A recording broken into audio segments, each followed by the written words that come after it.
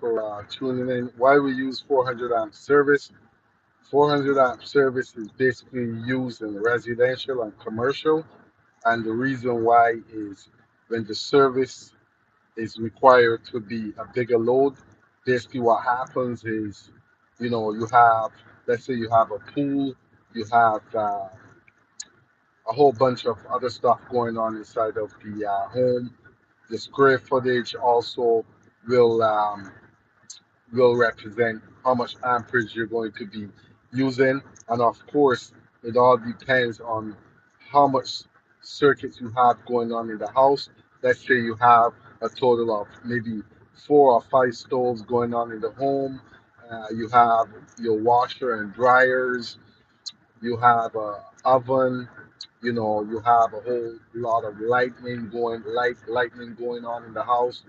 You have a pool house going on inside of the place. You have pool. You have, of course, the pool comes with pumps and so on, and you know, you have a whole bunch of underground pumps to suck to drain the water out of the home. Of course, depending on where you're located, if your home is located in an area where there's lots of water underneath the ground, you're going to want to have your sump pumps to pump the water out.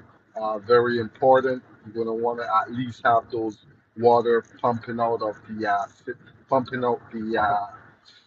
You want to at least have the pumps pumping out the water. Keep in mind that a lot of times, you know, when it comes to the 400 amp service, also, if the service, if the here in Ontario, if the panel is located more than, let's say, 100 feet away from your outdoor meter, here in Ontario, we are required to have a means of disconnect in between. And the reason why we place that between is simply because in the code book it states that if your panel is located more than 100, if your panel is located more than 5 feet from the meter, you have to install some means of disconnect. And also, once you install your disconnect, you're going to then have your grounding system that's going to come in. Your underground grounding system has to go into the meter. It does not go to the panel. Most of your grounding system ground plates will land on the panel itself, but for this reason and only this reason, when the meter and the panel is located, like I said, more than 5 feet away, that's where you're going to have your ground plate connections inside of the meter itself, and that's where you're going to do all your connections. And from there, you're going to leave there and head over to your main, which is going to become you're going to treat it as a sub panel because the disconnect becomes your first means of disconnect. So it's very important.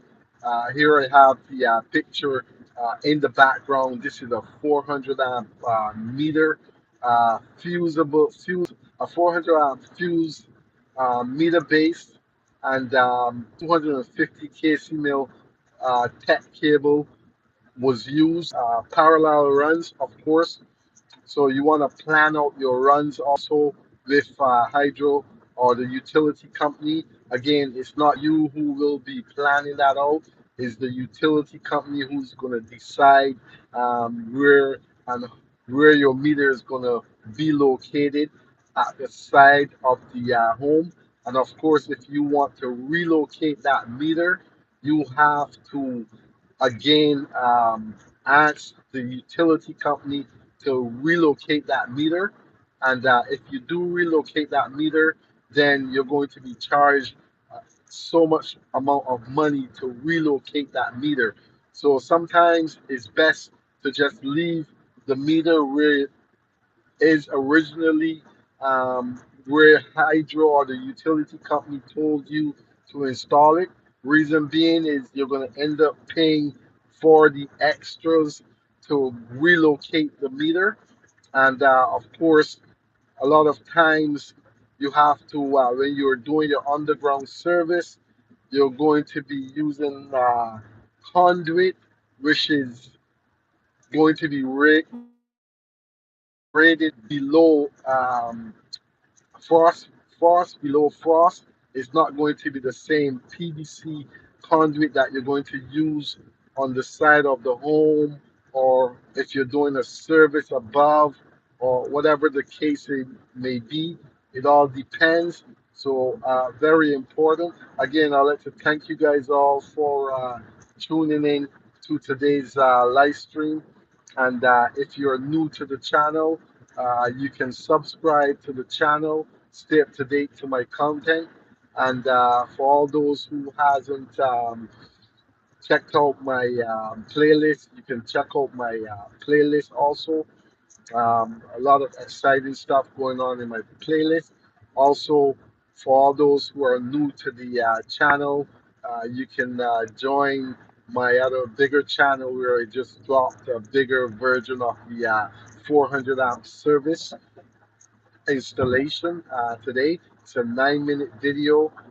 You can simply head over to my bigger channel and you'll see that that 400 amp service was uploaded today, and you're going to see how I go about doing the service work from start to finish, including installing the meter. Again, when you're installing your meter, when you're going to, you want to make sure you have the proper meter for the job. Again, it's the utility company who decides that, not you. You're just there to simply install it, double check to make sure on the drawing that whatever the utility company gave you, you're going to install it according to have on those paperwork. So again, for all those who are tuning in, I'd like to thank you guys all for tuning in to tonight's quick live stream. Again, if you're not subscribed, uh, go ahead and click that bell notification, and that way you can stay up to date to my content. And again, 400 amp service, why we use them, and why we need them. We simply need them because, a lot of times, like I said, the service requires it. Uh, if you have a lot of loads going on inside of the home, you have to calculate your loads accordingly using the tables and so on, using the code book accordingly. You head over to the page that is going to allow you to calculate your house service. You do your house service, calculate all the amperage you have going on inside of the home, and that's basically how you will come up with your service installation, what type of service you're going to use. This is a 100 amp. This is a 200 amp. If it's a 400 amp, again, 100 amps and 200 amps, um, they're not very hard to install.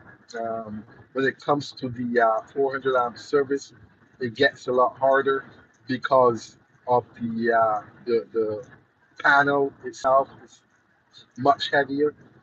The meter itself is much heavier also. The is a lot heavier. The cable that you're going to be using also is going to be a lot heavier. So again, when it comes to a 400 amp service, it's not a cakewalk, and you know it's always best to also, when you're running your parallel runs, make sure that your runs are all the same. Make sure that you have your grounding and so on laid out accordingly. You want to make sure that your grounding is laid out, your bounding and so on. Your neutrals are tied on properly, um, the way it's supposed to be. You don't want to. And again, if you're using, I'm not sure if you guys are aware of the aluminum cable. The aluminum cable is simply something that you're allowed to use, and aluminum tech cable. Again, it's a cable that you can run underground. You can run on the side of the home. You can use it um, pretty much anywhere. Um, Also, when you're doing your service, you wanna see if you're going to be using aluminum or copper. Copper is a lot expensive, and a lot of people will go with the aluminum. Reason being is the aluminum is a lot cheaper. Um, Aluminum is a lot cheaper for the service installation, and when it comes to the aluminum cable, back in the days, a lot of people used to complain about aluminum cable being, weak and so on. Well, that's not the case right now. It's a lot different to back in the days, and a lot of guys, a lot of contractors will prefer to use the aluminum over the copper. Copper, again, is a lot harder to work with. Uh, it's a lot harder to work with, a lot harder to maneuver with, and it's not like I said, it's not a cakewalk to install. And also, when it comes to your service, you have the ability to use conduit. You have the ability to use whatever the code allows you to use when it comes to a service installation. All you have to do is know where to find the work inside of the code book. Once you can find sorry, you have to know where to find the rules. Once you can find the rules in the code book, then you are pretty much set to go. There's nothing stopping you. A lot of guys think that the code book is about memorizing, but it's not about memorizing the code book. It's simply about knowing how to get to these rules. And once you can get to your rules, you will be okay. So I find that a lot of guys, a lot of journeymen, a lot of electricians, they tend to try to memorize the code book. But memorizing the code book doesn't always work because there's so many different rules. You have you have the front of the code book, the appendix. You have the section where it will tell you if um, what violations and stuff is here in Ontario is Section 2000. It's going to tell you if someone is critically injured and so on. That section, you can't memorize that section. You just have to know where to go. And you also have the sections for the service installation, the sections for conduit. There's so many different sections. You also have the appendix. You have the tables also. How are you going to remember the? There's no way someone can remember a code book that's have so many hundreds of pages inside of it. Me, what I do is I simply code book, tab it, but I've been in the trade for so long that I simply know where to go to find the rules. And it's not about memorizing again. It's just about knowing the sections, knowing where you sing that rule, and knowing how to flip the pages and so on. Once you know how to flip your pages and so on, then you don't have to memorize the code book. So it's important, and all your rules, your 400 amp installation rules and so on, is in the code book. Not necessarily 400 amps, but it will be the service entrance and so on. The section 6000. Um, so ask me why I know this. I just know it because I maneuver throughout the code book through my entire life, and I also know how to just maneuver without having to memorize stuff. For instance, if I need to go and look up conduit, I'm heading over to inside of the rules. It starts with 1200, 12,000. Sorry, not 12,000, 12 dash 1000 or something like that. I'm heading over to the 1200 section. Okay, it's that's where you're gonna find all your conduit and so on. You're gonna find, I believe, your boxes, box fill, and so on in there. So again, it's all about knowing how to get there, knowing how to maneuver. Um, like I say, you can't memorize everything. If you memorize the code book, you would you would go crazy. It will drive you insane. So for all those apprentices out there who are trying to get through their apprenticeship and doing right their CFU, just remember, it's not about memorizing the code. There's no one in this world that can memorize the code book. And again, you just simply have to know how to flip your pages, and that's how I basically was able to master the code book without memorizing. I don't memorize my code book because it's too many things to remember. I don't want to memorize my code book actually. I just want to know how to get to my rules. And I'll figure out a technique and I use that technique. Again, there's so many other things that we have to worry about. And, the last thing I want to do is memorize a code book. It will drive you insane. um, Again, tabbing is the best thing you can do when it comes to a code book, when it comes to doing your service, when it comes to dealing with parallel runs, why parallel runs are required. Anything above 400 amps, you have to, you're going to run parallel runs to the meter. Very important. And after that, you know, you can run parallel runs also if you have a disconnect in the place of the panel, because your panel is located more than 5 feet away from that meter.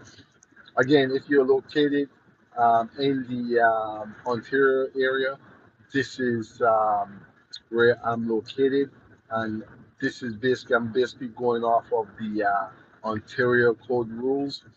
I don't know if it's the same rules in the states.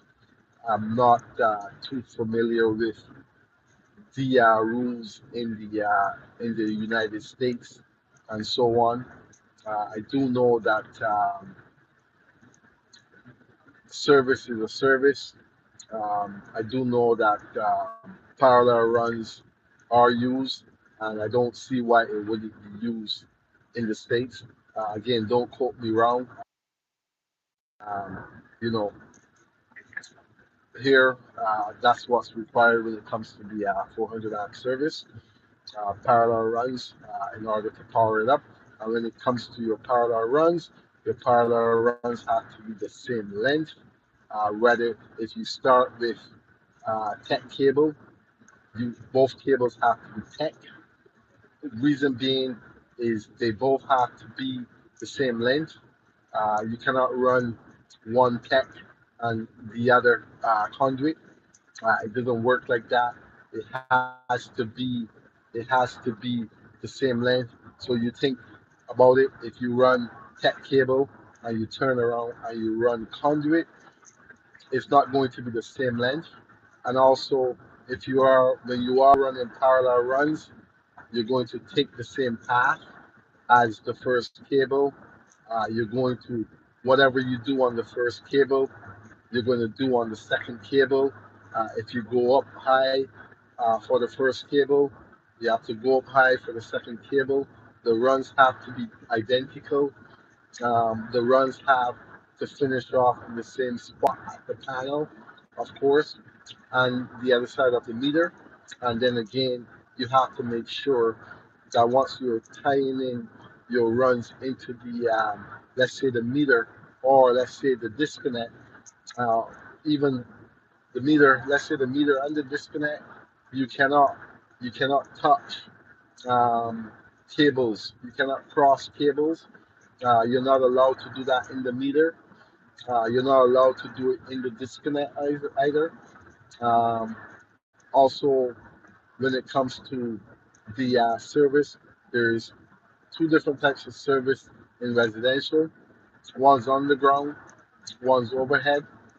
Uh, One is used with conduit or tech cable.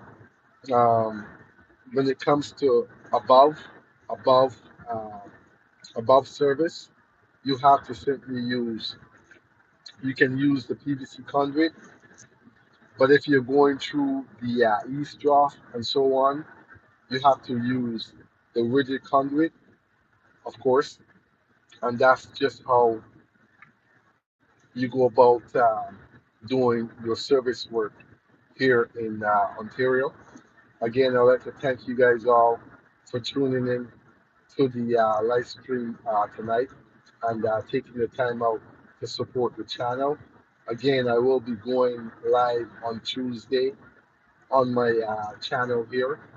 Um, However, if you guys are interested in checking out my 400 amp service installation that I just dropped today from outdoor to indoor, from outdoor to meter to disconnect, finishing off at the panel, simply check out my video that I posted today, my short, and you'll see, or my two previous shorts, you'll see the link to my bigger channel. Head over to my bigger channel and you'll see that video.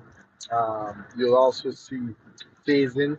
Again, phasing is very important when it comes to installing uh, the white cable, especially. Uh, when you're using tech cable, of course, I'm not sure who is familiar with the tech cable, but tech cable is basically a type of aluminum on the inside with black on the outside. And what that tech cable has on the inside, it has three sets of cables. It has the stripe of red, the stripe of blue, and a clear black cable. And of course, we all know for a service entrance, because this is not a three-phase system, we're going to be using, because it's not a three-phase system, we're going to be using, you're not using three conductors, you're using two conductors. So now you turn around and you have that one conductor that's going to be your white cable, but it's not identified. And in the code book, it says any unidentified cable has to be identified. And that is where the neutral comes in. So the neutral identified as a neutral cable. And how do you do that? You simply use white tape to identify your neutral cable. Again, it's very important. You don't want to cross wires. You don't want to have a white cable at the meter, or sorry, at the disconnect, and then you turn around and you have a different cable, a different color cable at the panel. So you want to just use the same color throughout. the installation.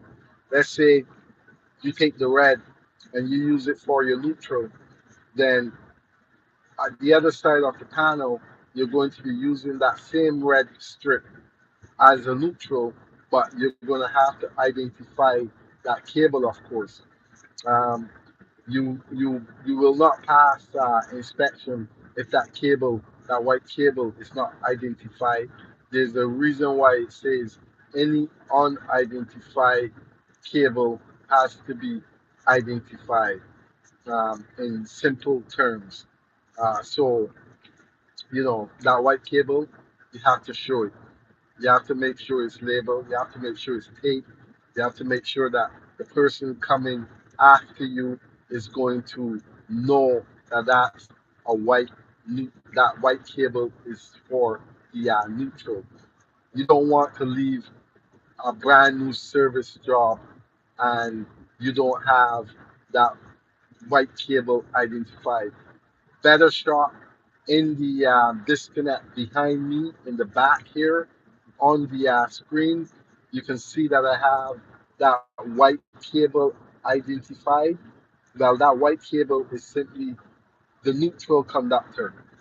And again, that is not a white cable that came in that tech cable. That is a white cable that was taped up and identified as white. Reason, like I said, being is because the code rule states it, and when the code rule states it, you have to follow it. If you don't follow it, you will simply not be passing your inspection on that day. You'll end up with a defect, and again, who wants a defect, right? I know I don't want a defect. So what I do is I make sure that my work is done to code, um, to T, 100%. I don't skip anything. I make sure that if I have to identify that cable, I'll identify it. If I have to use bushings, ground bushings, and so on, I will use them on the service installation. If I have to use KO fillers and so on, I will use them. These are all things that you simply have to use. These are all rules that are inside of the code also. And again, if you don't know how to get there, it's very hard to try to figure out. Uh, excuse me. Um, the only time you'll figure it out is when you become familiar with the code. So once you become familiar with the code, that's when you will figure out, you know, the cable, the rules, and so on, ENT conduit installation rules, and so on. Smoke detector rules, fire alarm rules. Motors, pumps. We have it all in the code book. Again, um, every rule is different. Um, Everything you touch in the field is a different rule.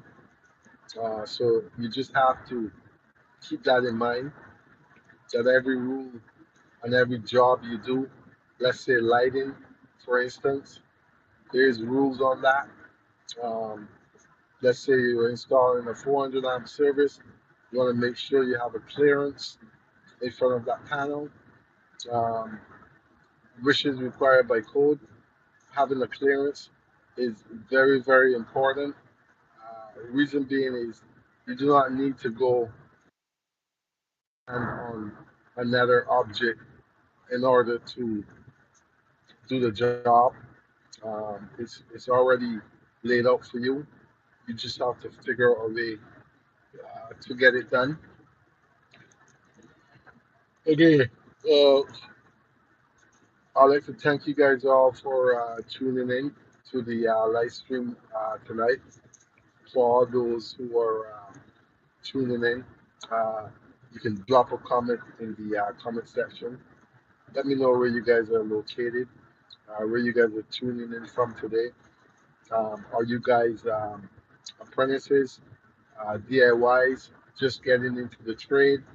What are you guys learning on the job? Do you guys install EMT? I know for me, EMT is my go-to, and I just simply love to bend EMT conduit. I get a drilling out of bending it because I know I'm you know that good. I get I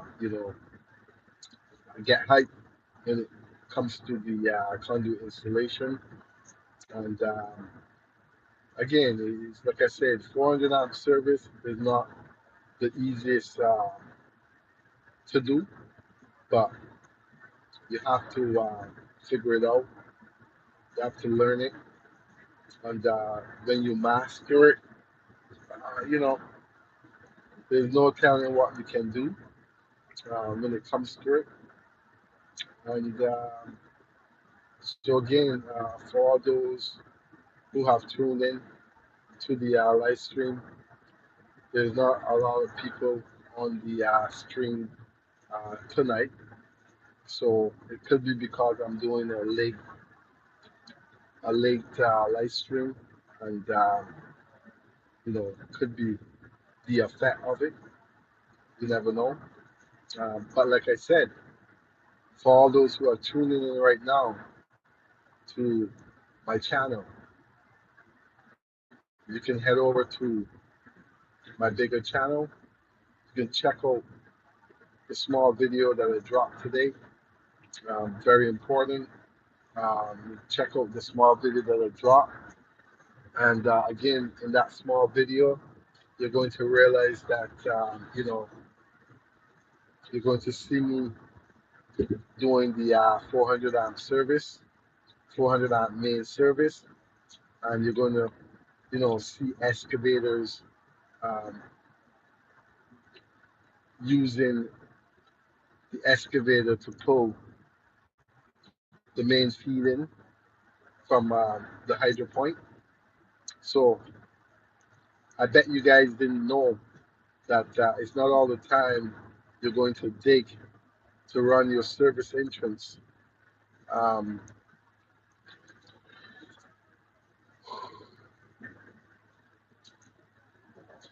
Here in Ontario, I'm not sure anywhere else, but you can simply use a machine that scans it, and you drill and go through the ground and attach your service entrance cable to it, and simply help it on its way over to where it's gonna go. And that's a lot of times you don't need to dig and so on to do your service um, like before.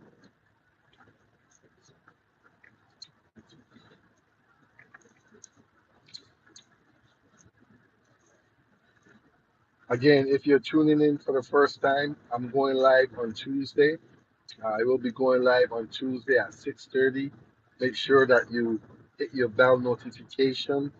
And this Tuesday, it'll be about conduit installation. Again, PVC.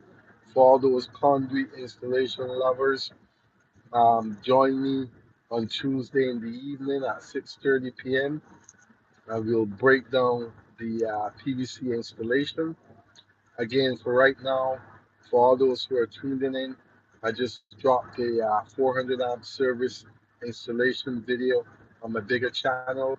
The link is available in the channel on the sorry, in the smaller channel in the comment section. If you check out one of my videos, you'll see the smaller channel inside of the comment. Simply click on it, head over to my bigger channel. Again, if you support me over here with my small channel, and you are pretty interested in, following live streams and so on, and heavier content, you can more than you're more than welcome to check out my bigger channel, where you will see more in-depth tutorial videos on the bigger channel. Again, a lot of different uploads of videos and so on the bigger channel, which is called Fabian Electrical Services Inc. Um, so again, if anyone has any comments, you know, let me know where you guys are located from. Are you guys located from Canada, United States, you know, Caribbean? Um, you can let me know where you guys are located, and you know, are you guys an apprentice or so on? Have you guys ever done a 400 amp service? Again, which of you guys do you guys prefer 400 amp service? Let me know in the comment section. Do you guys prefer 400 amp service, or you guys prefer 100 amp service? And also, do you guys think you learn more by watching your journeyman um, perform the task, or do you think you're more of a hands-on? You learn more hands-on. I mean, both of them work the same way, but what do you guys think? Do you guys think it's it's right for an apprentice to just watch his journeyman work while he takes in all the necessary um, notes and the necessary techniques in order to do the job after. I mean, a lot of apprentices learn like that also. They learn basically by just watching their journeyman. I mean, for me, I learned that way also. Both ways I learned. I learned, especially watching my journeyman and being able to just go out there and do what he did. Also, when your journeyman explains to you the rules and so on, it helps a lot more, from someone who don't explain to you what that rule is. So it's important when you are doing work, let's say you're doing ENT conduit or PVC conduit, your first means of support is basically after the box offset at the start of the conduit. Very important.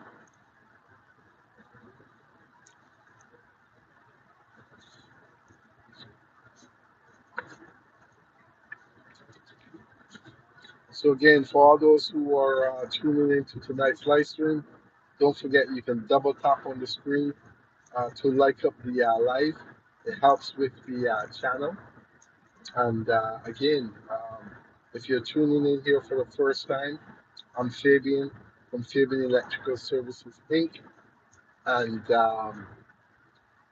I guess this will be where I will end the live stream for the night. And again, I will be going live on Tuesday at 6:30 p.m. And also, don't forget to check out my new content that I posted on my main channel, Fabian Electrical Services Inc. today. Again, check out my content um, and let me know what you think about the 400 amp service. Should I have done a better 400 amp service installation, or was it something that you guys recommend, from start to finish? Let me know in the comment section what you guys think, and I'll get back to you as soon as I read your comments, and I'll let you know uh, how I feel about what you guys ask me, and I'll also respond to your comments also. Again, thank you guys all for tuning in, and I will catch you guys on another live stream.